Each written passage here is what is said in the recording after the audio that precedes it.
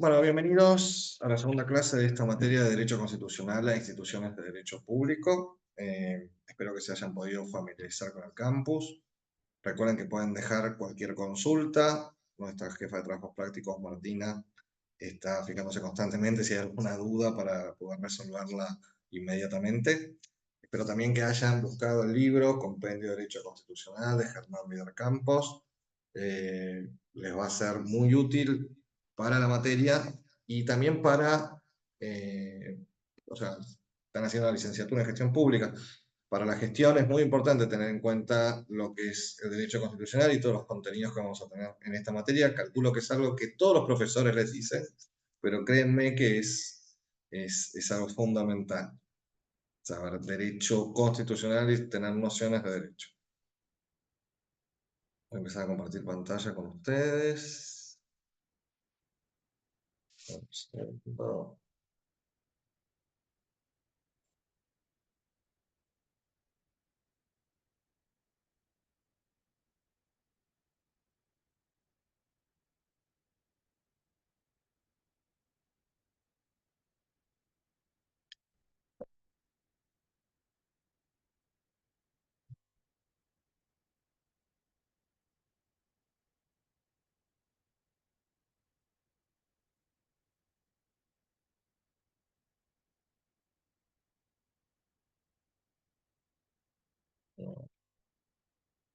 Qué bueno que estoy mirando por el teléfono y veo que no estoy compartiendo. Vamos a hacerlo nuevamente.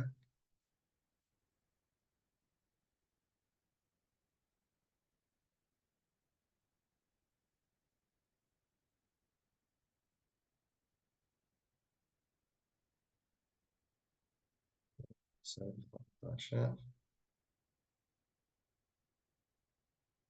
No, no,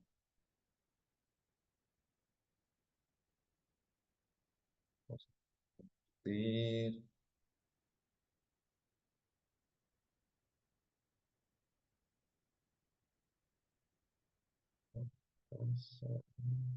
Disculpen, ¿eh?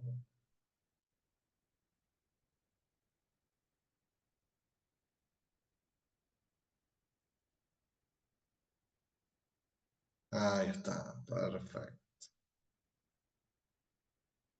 perfecto. Bueno, ¿recuerdan? La clase anterior teníamos esta pirámide constitucional, o ya puedo desconectar el teléfono. Ahora sí. Bueno, recuerdan, en la clase anterior nosotros habíamos hablado de esta pirámide, en la cual encima en el vértice tenemos el bloque de constitucionalidad, que está conformado por la Constitución Nacional, por los tratados internacionales de derechos humanos que tienen jerarquía constitucional a partir de la reforma de 1994.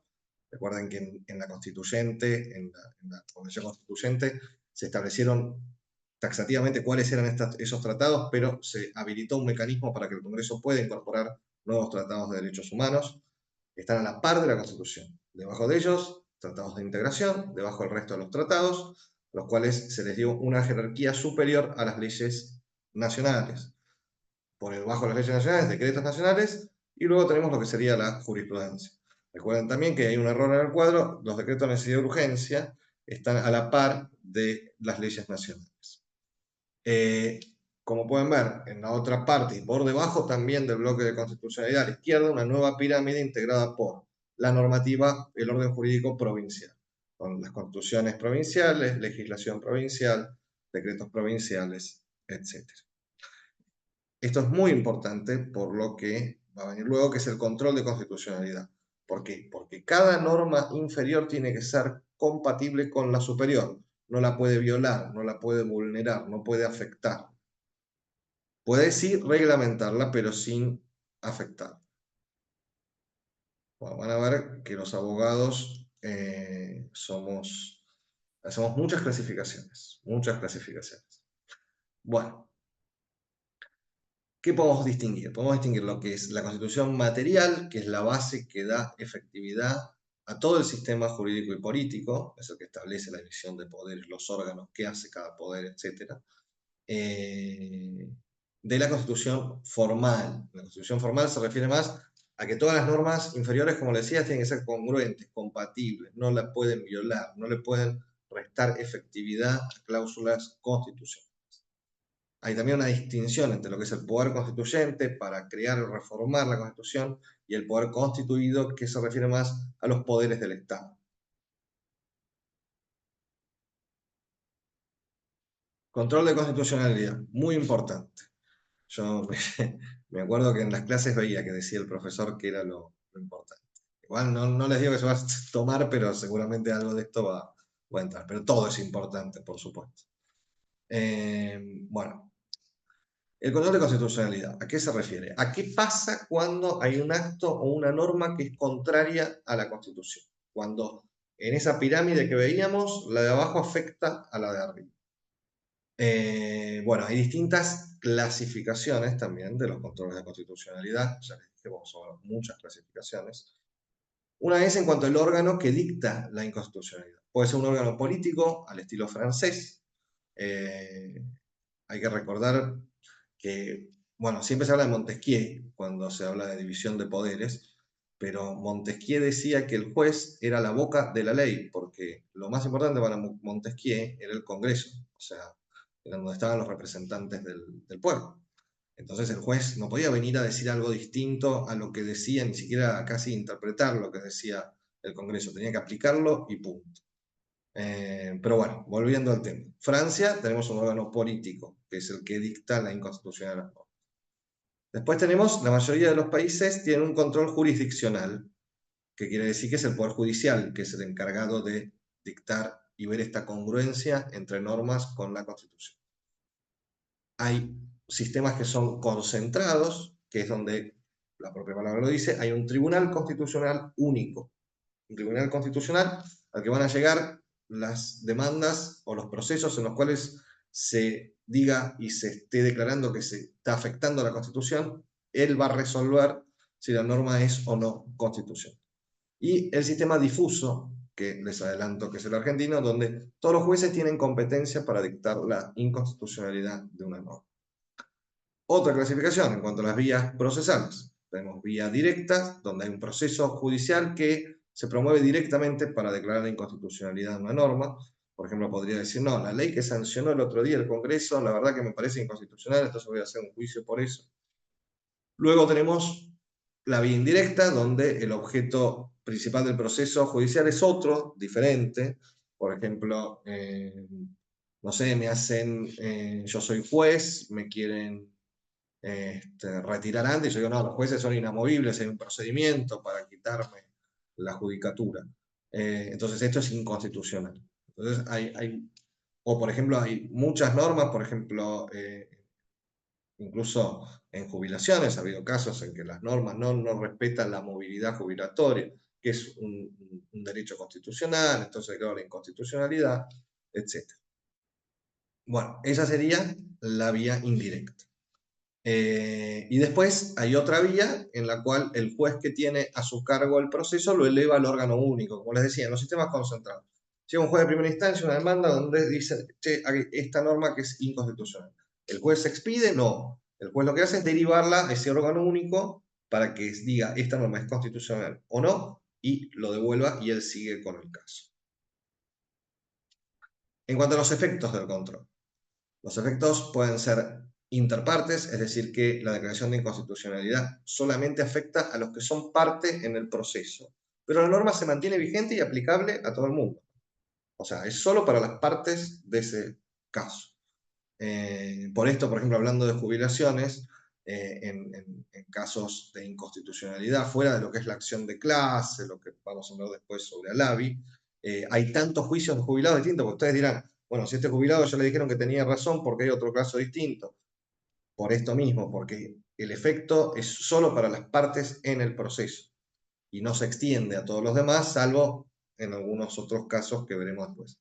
Ahora quédense con esto. La declaración es solo entre las partes, en esta clasificación, ¿no? Luego tenemos efectos erga omnes, que es, por ejemplo, generalmente cuando hay un órgano único o hay un tribunal constitucional, la norma se deroga, la norma constitucional, directamente, o se obliga al órgano emisor a derogarla. Se dice al Congreso, miren, hemos declarado la inconstitucionalidad de tal norma, Congreso, venga usted, deróguemela. Ahora sí, vamos al sistema argentino de control de constitucionalidad. La Constitución originaria no decía absolutamente nada sobre la posible inconstitucionalidad de una norma. Recién, después de la reforma de 1994, el artículo 41 de amparo dice que el juez puede dictar la inconstitucionalidad de una norma, puede declarar. ¿Cómo es el control constitucional en Argentina?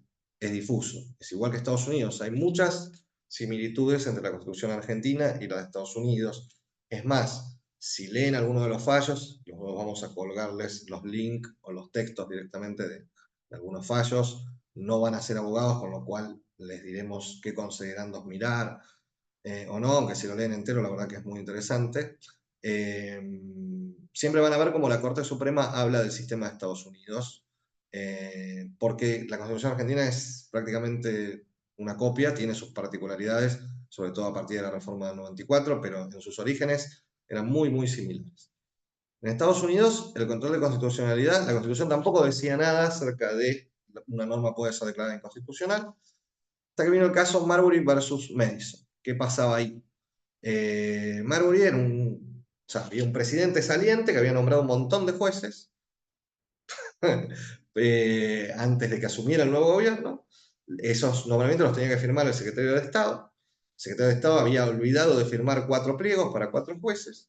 Llega Madison con el nuevo gobierno y dice, no, yo no lo firmo. Entonces Marbury dice, no, a mí ya me habían nombrado juez, solamente hubo una omisión aquí. Entonces llegó a la Corte Suprema.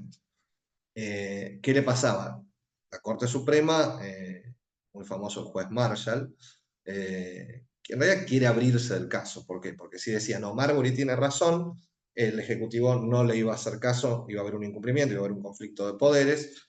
Si decía Marbury no tiene razón, también era un conflicto porque había sido nombrado y se estaba afectando la judicatura. Entonces, ¿qué dijo la Corte Suprema? La norma por la cual procesalmente este caso me llega es inconstitucional. No cumple con la Constitución.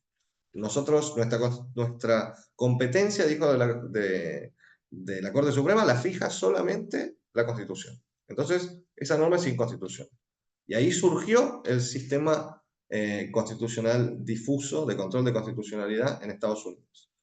En Argentina es interesante ver el fallo Sojo, donde se habla del sistema americano, y finalmente el fallo El Hortondo, de 1884, que trata sobre una expropiación. Lean específicamente el considerado punto 25, donde dice que la Corte puede declarar la inconstitucionalidad de una norma o un acto.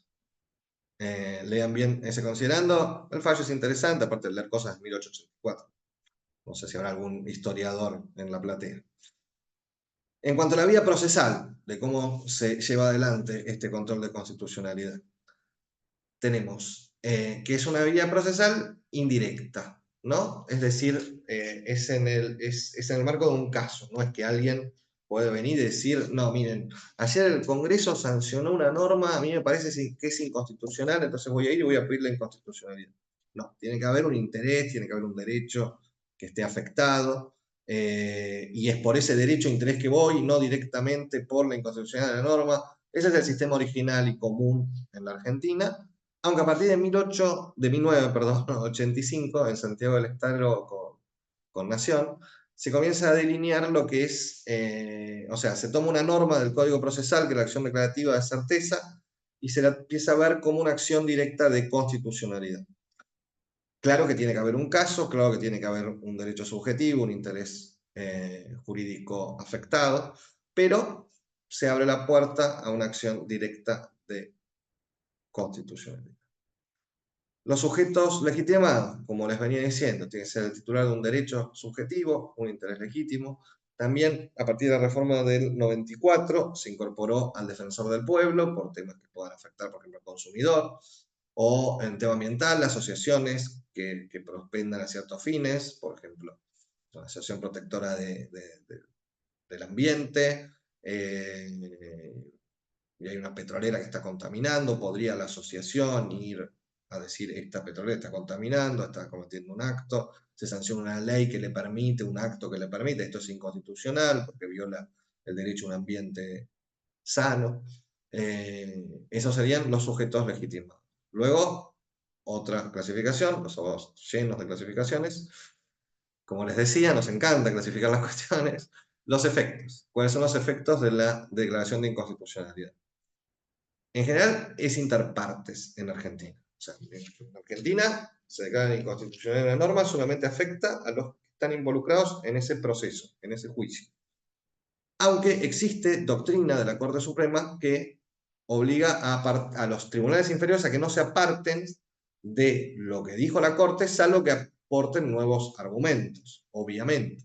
Es decir, la Corte dice, no, tal ley es inconstitucional, después un juzgado inferior va a tener que buscar alguna particularidad, algún cambio, algo pasó para que diga esto ya no es inconstitucional.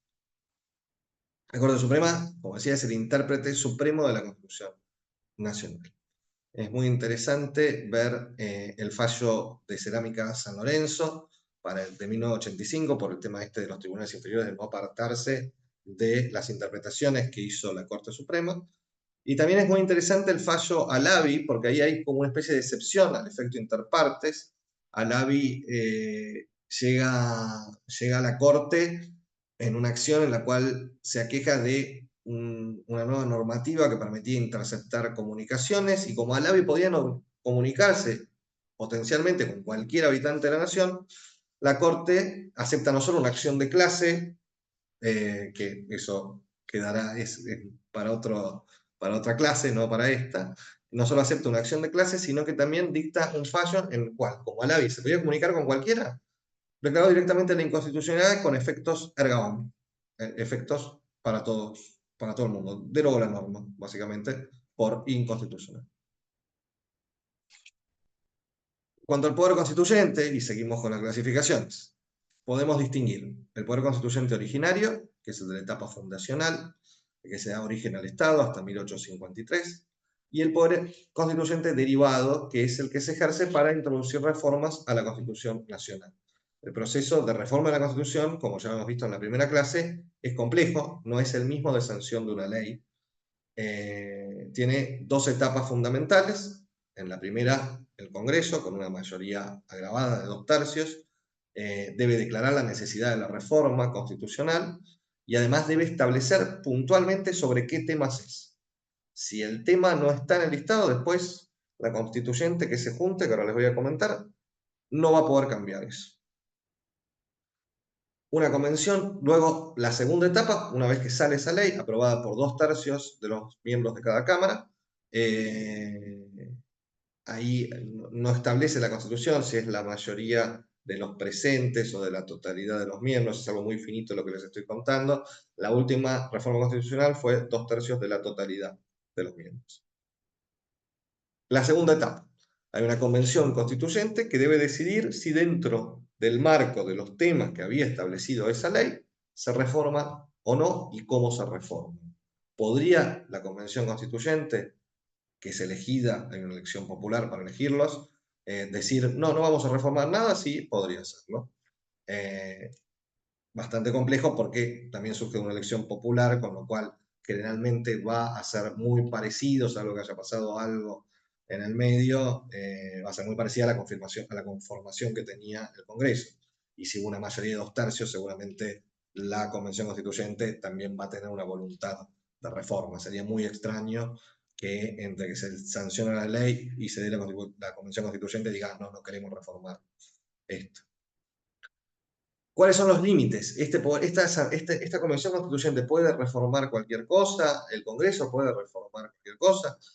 Hay temas, primero, la necesidad de reforma, esto lo asegura Vidal Campos, los contenidos pétreos no se pueden modificar. O sea, mañana no puede venir a decir, no, no tenemos más un Estado federal, recordemos que las provincias son preexistentes a la nación, la forma republicana de gobierno, podrían mañana decir, no, vamos a reformar la Constitución y va a haber una monarquía en la Argentina. No se puede cambiar la democracia, e incorpora a Vidal Campos la confesionalidad del Estado, también, que es el tema de la Iglesia Católica, que lo habíamos visto en la primera clase. Segundo, otro límite que tiene la Convención Constituyente. No puede reformar temas en que el Congreso no declaró la necesidad de la reforma. O sea, supongamos que se reúne la constituyente y dice, habría que cambiar tal otro tema que el Congreso se olvidó, no puede. Otra límite que tiene es, bueno, obviamente lo que les decía, que es un proceso complicado el de la necesidad de la reforma, que requiere 2/3 de los miembros de cada Cámara. Y también el Congreso puede establecer un plazo de, o no, pero puede, y seguramente lo establecería, un plazo en el que se tiene que llevar a cabo la Convención Constituyente y de resolver la reforma, porque imagínense la inseguridad jurídica que hay durante ese plazo, sobre todo si se están afectando temas importantes, generalmente es como es una reforma constitucional, son temas importantes además, pero puede haber una inseguridad jurídica que requiera que digan, bueno, que se llame elecciones ya para una convención constituyente y tienen 2 meses para ya definir cuáles van a ser las reformas. Ahora vamos a ir a hablar un poco más. Esta clase va a ser un poco más corta porque son temas más complejos que quiero que procesen. No quiero mezclarlos con otros temas. Va a haber otras clases que se van a extender más. Pero esta clase quiero que les quede bien en claro esto y quiero que tengan una semana para ver específicamente el tema de control de constitucionalidad porque es muy importante. Y que puedan leer los fallos y demás. Así que esta clase va a ser un poco más corta de lo normal. En cuanto al nombre del Estado, el artículo 35 de la Constitución Nacional da un listado de nombres. El uso actual son dos, uno es Nación Argentina, el otro es República Argentina. En las leyes van a ver que se refiere a la Nación Argentina, a la República Argentina, no utiliza los otros nombres. ¿Cuáles son los elementos del Estado? Los elementos del Estado son, por un lado, la población, que incluye a los habitantes que tienen permanencia estable, consisten en el pueblo, sean nacionales o extranjeros, a los residentes no habituales y a los transeúntes, incluso a los turistas. Todo aquel persona que pise el suelo argentino tiene los mismos derechos y obligaciones que establece la Constitución Nacional. Sobre todo los derechos, ¿no? Porque hay obligaciones que obviamente no van a tener, como ir a votar. Otro elemento del Estado, ¿cuál es? El territorio, que incluye al suelo, al subsuelo, al espacio aéreo y al espacio marítimo. El poder, aquí Vidal Campos distingue lo que es poder de los poderes, ¿no? El poder es la capacidad o potencia, dice Vidal Campos, esto es textual, para desarrollar el fin estatal de bien común público. Eso es el poder. El poder como una capacidad, una facultad, una potencia de hacer. Y luego el gobierno, que es el conjunto de personas que ejercen ese poder del Estado. La división de poderes. La división de poderes, el poder es uno, hay que recordar que lo que se divide son las funciones. Creo que les había comentado en esta clase o en la anterior lo de Montesquieu, que decía, el juez es la boca de la ley, nada más. Pero bueno, el Poder Judicial han visto que tiene importancia y tiene funciones. Bueno, la división de poderes. El poder es uno, como les decía, lo que se dividen son las funciones y los órganos, que conforman una tríada. Son el poder ejecutivo, el poder legislativo y el poder judicial. Y hay pesos y contrapesos entre los tres poderes que los vamos a ir viendo a lo largo de las clases. En cuanto a las formas de Estado y de gobierno, el federalismo, por ejemplo, es una forma de Estado. La república es una forma de gobierno que incluye a la división de poderes, a la elección popular de los gobernantes, a que el ejercicio del poder es temporal, no que estás 40, te elijo, no, mañana voy a hacer una elección para elegir un presidente por 50 años. No. La publicidad de los actos de gobierno, que los gobernantes sean responsables de las acciones que ejercen, y la igualdad ante la ley, por supuesto. Esto es república, forma de gobierno, federalismo, forma de Estado. Democracia es una forma de Estado también. E implica la relación entre el poder y otro elemento, que es el pueblo. Bueno, como les decía, esta clase es muy corta. Por favor, lean bien el libro en compendio, este libro, por favor. Vean los fallos que les vamos a colgar en los links. Hagan las preguntas que sean necesarias.